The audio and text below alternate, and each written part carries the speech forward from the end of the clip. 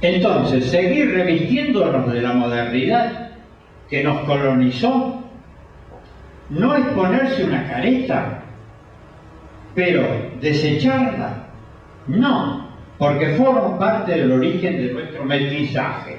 Es nuestro padre que se cogió a la India. Sí, como decía Kuch, fagocitarla para generar nuestra propia cultura, que es cultivo. Aprendamos que cultura no es revestirse, ¡ay, qué bien! Mirá esto, no, es cultivo, o sea, sembrar, escondido, abajo. Los demás ni miran, porque el que siembra, el otro está en la disposición. Bueno, a ponerse las servilletas, les digo, el cinturón, ya que a alta velocidad. Desde aquí miraremos el origen y el proceso de ese padre que violó a América y a la indígena americana. ¿De acuerdo? Adelante. ¿De dónde digo que todas las culturas se forman en base a dos diferencias?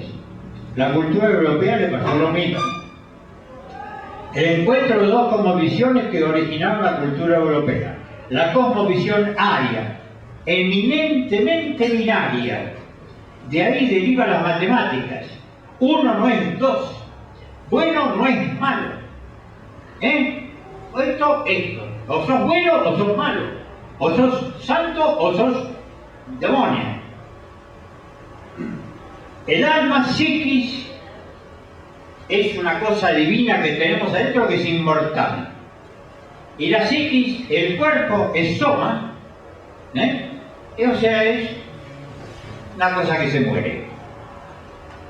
La cosmovisión semita ternaria, que después derivó en el judeo-cristianismo. Habla de tres elementos. Basar, que no dice cuerpo, sino carne, el hermanito cuerpo, carne. Nefe, mi nombre. Yo me llamo Claudia.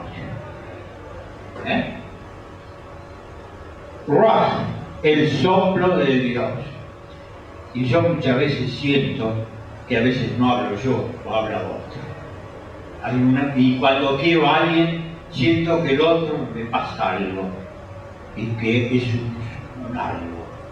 algo que pasa. Miren lo que decía Dussel, de lo que poco se habla hoy día. En la dialéctica de dos polos opuestos, Enrique Dussel, en los caminos de liberación latinoamericana, planteó la analéctica, no la dialéctica, que es típicamente aria, sino la analéctica. ¿Qué significa eso? Salto abierto más allá de los opuestos, camino en espiral. Allá abajo puse la última capillita que hice porque es para adentro y para afuera. Adelante. ¿Qué pasó con el famoso compromiso constantiniano? Diocleciano y Tertuliano. Diocleciano estaba meta a matar cristianos por todos lados, sobre todo se peleaba con Tertuliano. Miren lo que decía Tertuliano. ¿Qué hay de común entre Atenas y Jerusalén? Entre la academia y la iglesia. Nuestra doctrina viene de Salomón, que nos enseñó a buscar a Dios con el corazón sencillito. Tanto peor para quienes han inventado un cristianismo estoico, platónico y dialéctico. Resultado: ese encuentro entre dos diferencias originó la cultura europea. Luego de 2 siglos de persecución por parte del árabe imperio romano, se produjo el compromiso constantiniano, donde la visión aria deglutió a la judeo-cristiana y generó la cristiandad. Deglutir se la morfó. Muy piola fue Constantino, porque Constantino decía, total, los cristianos, tenían los bárbaros que lo estaban invadiendo, y muchas veces habían aparecido grupos de cristianos que le decían a los bárbaros, paren muchachos, tranquilícense. Y entonces los lograban parar. Y entonces Constantino dijo, ojo muchachos que estos tipos nos van a servir. Entonces, ¿qué hace? Compromiso constantiniano. Pero yo mantengo el poder de alguna forma. Resultado, arquitectura a la que yo siempre me refiero. La arquitectura no elige los templos, elige la basílica, que era el edificio político. Pero ¿qué le hace? Le saca uno de los ábsides, ven allá abajo, al costado, le saca uno de los ábsides y le dice, bueno, ¿por qué? ¿Qué significa esto visualmente? Para que no dejemos de empezar a entender la visión de las cosas. Al sacarle uno de los ábsides, obligó a entrar por la punta. Al obligar a entrar por la punta, obligó a caminar. Allá al fondo está el reino de Dios. Ya no es como era antes la basílica, allá arriba, que uno entraba y eso era Dios, el Estado romano. Pero le obliga a los cristianos a usar la basílica. Luego, para ser cristiano y poder salvarse, hay que meterse adentro de la basílica.